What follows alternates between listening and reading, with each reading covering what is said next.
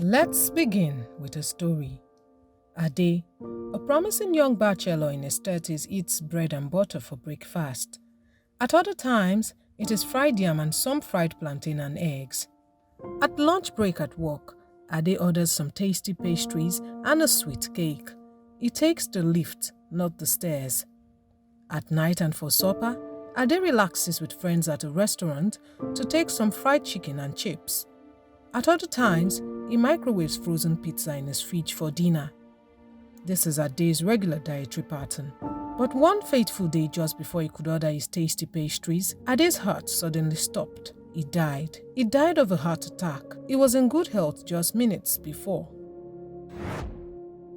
Sadly, this is the reality for many who are unaware of the silent killer, trans fat, a major contributor to cardiovascular diseases and other chronic health conditions. According to the World Health Organization, cardiovascular diseases are the leading cause of death globally, accounting for 17.5 million deaths annually, with high blood pressure being the number one risk factor. 4 out of 5 deaths from cardiovascular diseases are due to heart attacks and strokes. The statistics are grim.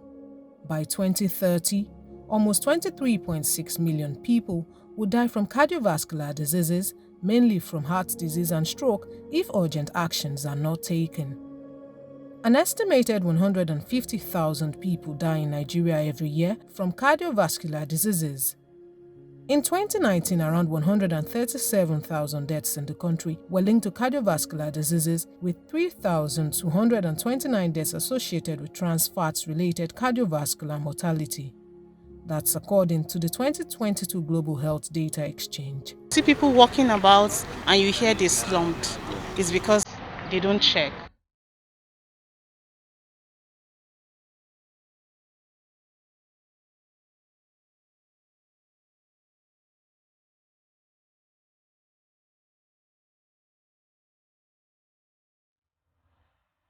It is a brand new morning.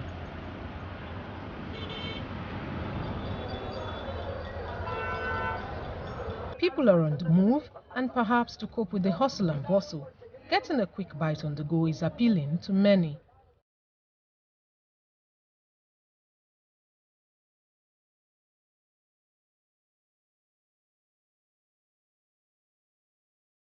Most times, most of the foods they eat are biscuits, bread, bean cakes, and other snacks, among other fast foods, and the World Health Organization has said that these foods are laden with trans fat or other contents that could be injurious to health.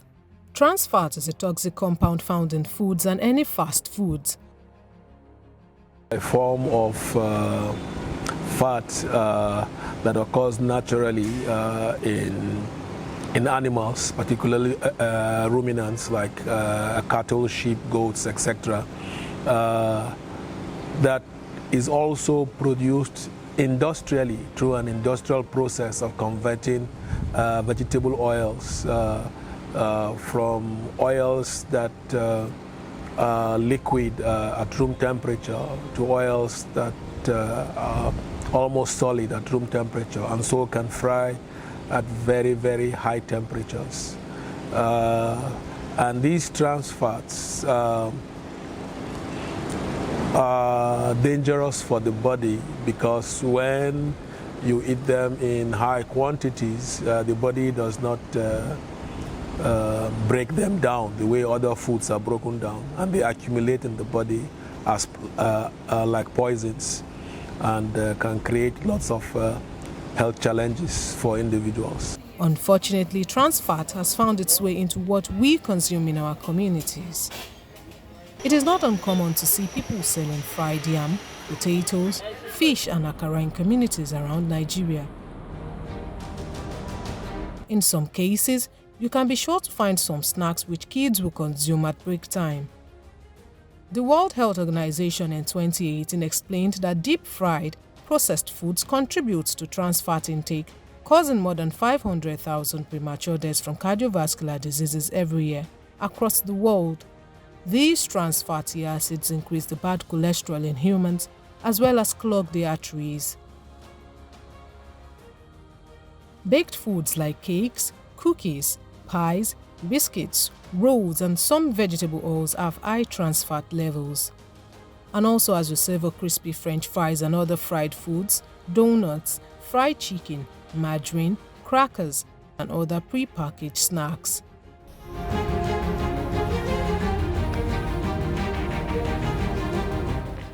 Food is a major component in life, and Nigeria is blessed with many delicious delicacies spread across tribes. But the consumption of processed, baked, packaged, and fast foods has left many Nigerians at the risk of major diseases that could be linked to trans fat like diabetes, cancers, dementia, obesity, heart disease, and even death.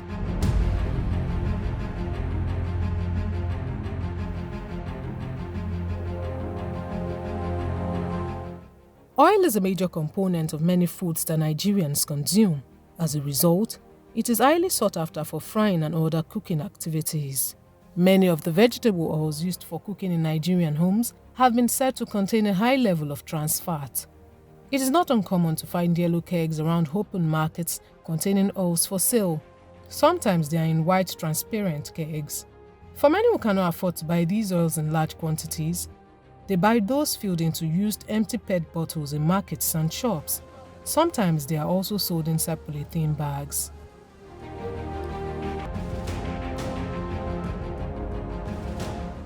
Many of these oils are quite unhealthy, yet they find their way into many of the things that we consume, and they mostly come cheap to some extent.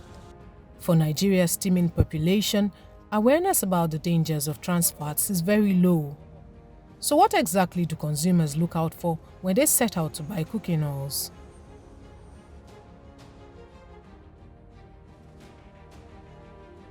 Have you heard about trans fats? No, what's transfer? Trans what? No. No. No. Yes. No. I've heard of it. It's not that, but I've not really gone too deep. It's not about the money, but the nutritional value, especially the brand. I'm always particular about the kind of brand I use. I've been consistent in using it because of its quality and health benefits. Some people use local oils, like all these normal groundnut oils that they measure, because they feel that the sachet ones are more expensive.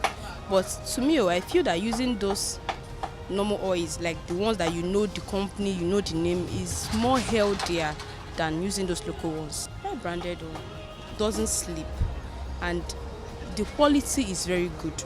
Oil is expensive now, so I use one that my power can reach. The one that they brought from abroad, that one is expensive. And we that sells noodles, that we are into small scales business, we cannot use that one, all because of the customers. Because if you should tell them, if you should look situation in Nigeria now, everything is going up and up. This is Kafilat Okusoyan's kiosk in Ijeododo, a Lagos suburb where she sells fried fish. The typical day starts with preparing the fish, coating it with flour, and then frying, which is largely dependent on an important ingredient, vegetable oil.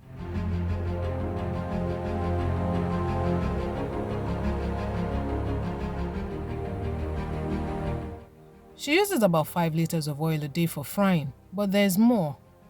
She tops it all with some oil she used the day before, which was also topped with oil that had been previously used. This is her daily routine, and she has been doing this for 10 years.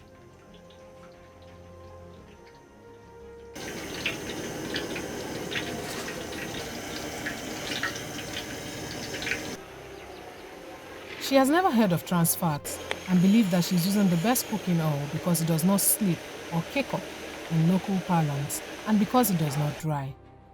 Mi ti gbọ́ nǹkan kan tó jẹ mọ́ trans fat rí. Tí mo bá dé láàárọ̀, tí bá ti fẹ́ dín ẹja ẹ̀ báyẹn, máa ro orógùn mẹ́ta. Máa lò, ọjọ́ mi máa ń lò fọ́jọ́ mẹ́ta. Ọjọ́ mẹ́rin tí mo ṣe máa ń lò nìyẹn. This is the sample of a particular type of unbranded oil that has been reused a number of times and is now congealed. The oil has caked up and is almost solid. Melting this from its solid state into liquid before usage exposes one to trans fats.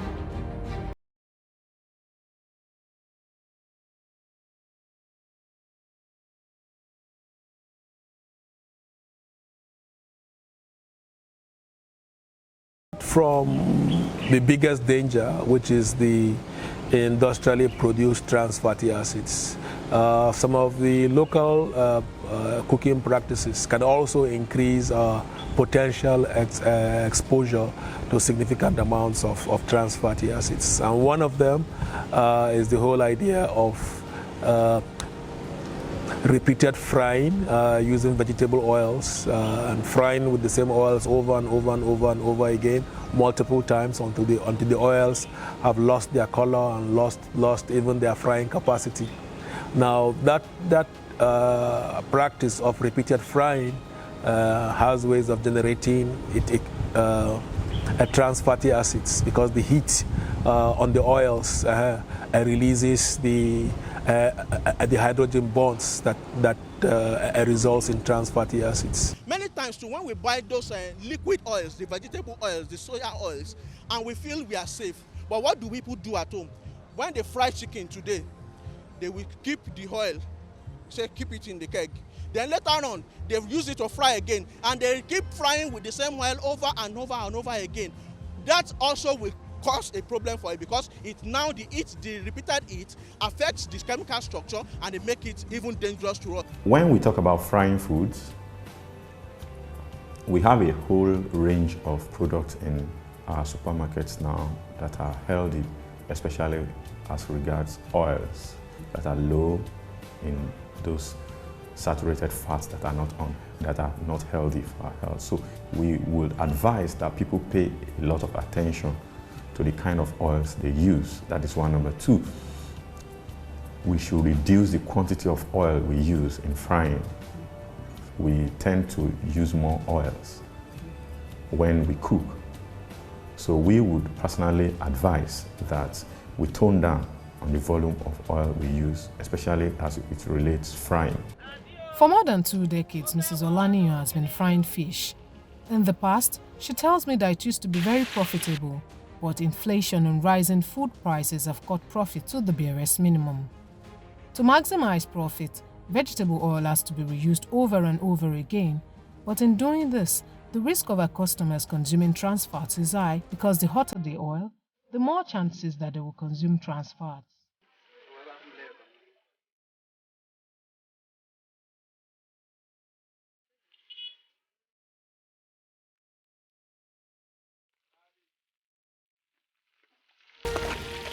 The trans fats seem to be the least of our problems.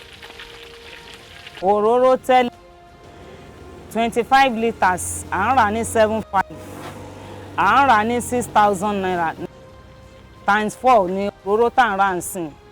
Gbogbo gain tó yẹ ká rí lórí ọjà ti gbé lọ. Everyday lèmi ń ra òróró. Every day by day, no day tí mi ò kí ń rà. That is 9,000 naira every day by day. Just like the fried fish sellers, oil is also recycled in food joints.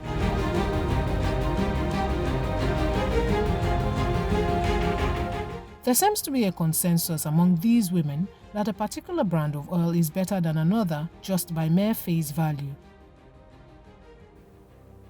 There is no testing and no check on the nutritional content is available to measure cholesterol or even the trans fat level. Madam Adejoke has been selling foodstuff for more than 20 years now. The unbranded cooking oils are stored in these yellow kegs, and they are put in different parts of the shop to avoid a mix-up. I decided to buy the 2 sets of oil so that I can see the difference. This one is light-colored and generally believed to be the best. But this one with more yellow kegs has a thicker texture. It is cheaper and the one many consumers of unbranded oils mostly go for. In the open markets today, it is a choice between these kinds of vegetable oils. Many supermarkets do not have unbranded oils on the shelves. The oils sold in supermarkets are largely perceived to be healthier than the ones sold in open markets because they are packaged and have their contents outlined. Many of the labels state that they are cholesterol-free and made from pure vegetable oil, but a look at most of them did not mention the trans fat content. I was able to find only 1 or 2 with this on the labels. What's the implication of this? But transport, there is 0%. That is another major issue that needs to be addressed, and that is why we are talking about the regulation, that foods that are made, food that are processed must put, you have content, usually the label, they should put it there. What is the quantity of trans fatty acids that is present in it? So this is my advice, is that when people go to buy oil, especially in the market, they should look at the content. When they go to supermarkets to buy biscuits, to buy all these things, they should try and look at the label. The ones that don't have a label, then you need to run away from it. So you have to make a choice. Oh, this has a label. At least they are open about it, transparent about it, you avoid. There have been calls for sustainable alternatives like palm oil, which experts say is safe to consume in moderation. But some age-long cooking practices, like bleaching palm oil, are hazardous to the health. The bleaching process gets the trans fats conversions in motion.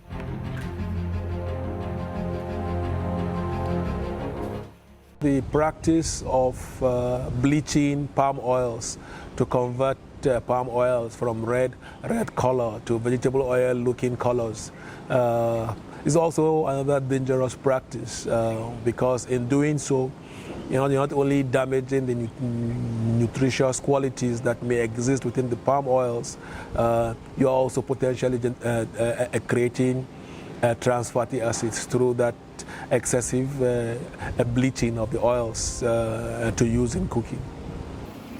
The good thing is industrially produced trans fats can be replaced with healthier alternatives that can provide significant health benefits without changing the taste of food.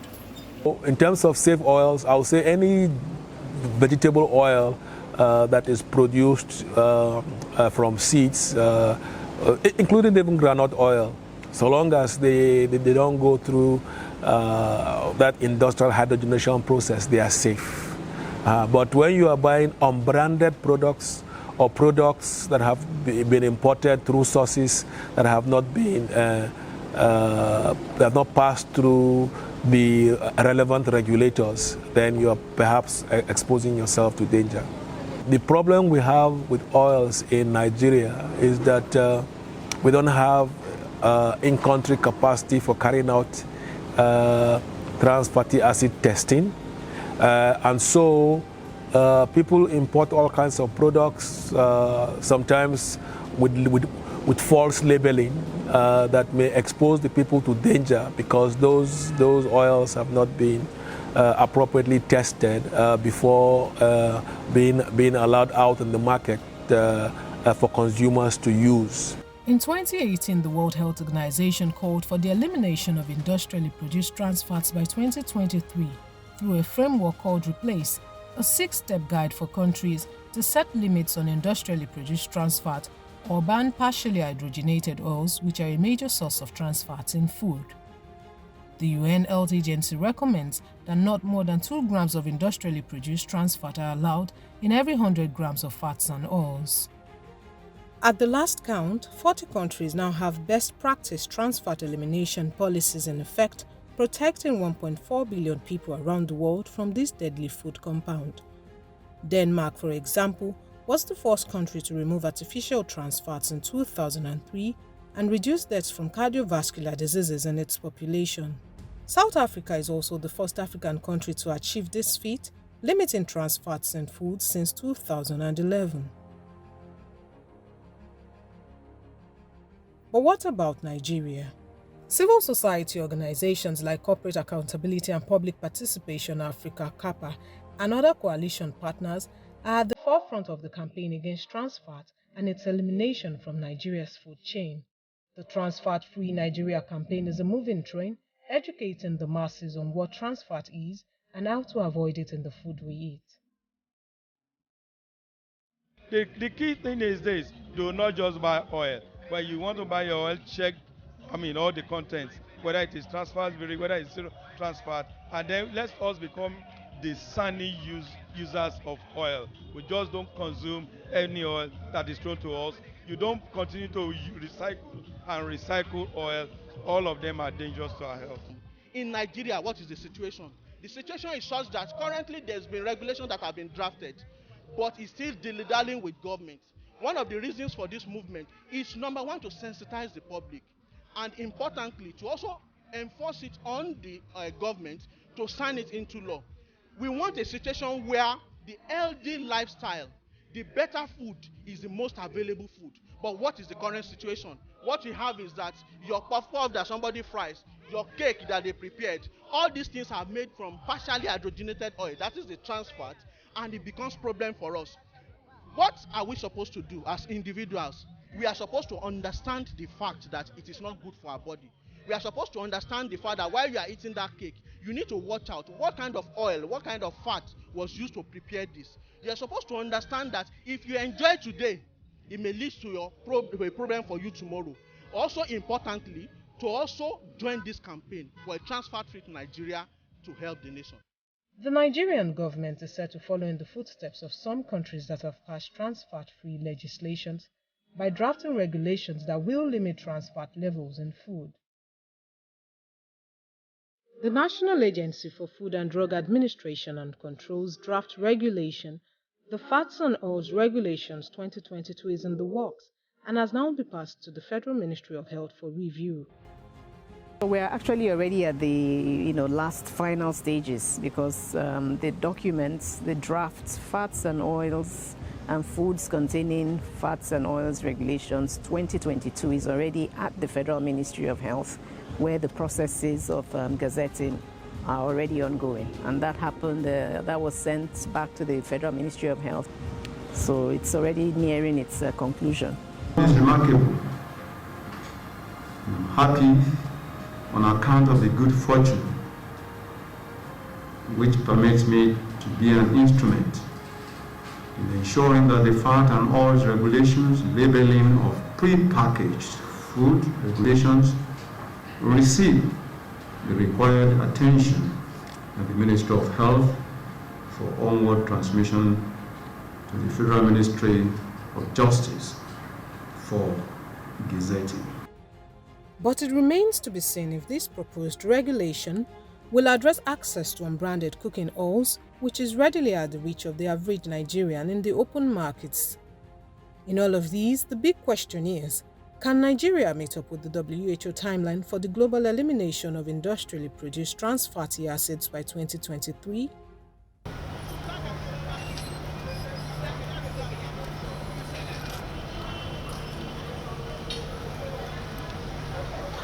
According to the World Health Organization, replacing trans fat with healthier oils or fats in the food supply is a low-cost way for governments to save the lives of their citizens. For people to make better and healthier choices regarding the oils they use for cooking and what they eat, regulations must be in place, as well as proper monitoring by relevant agencies.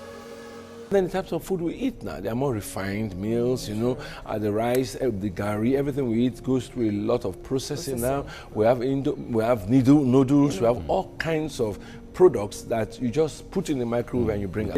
We're very superstitious, so we don't even take note of things. You tell somebody, for instance, that lower the salt in your diet. You know what they tell you? My father eats a lot of salt. My father is 90 years old, still alive. Whereas in other parts of the world, once you release a bulletin that this food is dangerous, people start avoiding it. The body likes to conserve. The body doesn't expend the way the body has been created. So we are saying that what you consume is enough to carry out damaging effects on your health. After all is said and done, the onus lies on Nigerians to know the dangers inherent in consuming foods loaded with trans fats and make informed decisions on what they consume. And so, we go back to the beginning of this story where Ade recently died from a heart attack. His family claims it is the work of witches and wizards. They do not want an autopsy. But as they prepare for his funeral, more yellow kegs of unhealthy oil are being bought for an outlandish party. More oil. Will the cycle continue?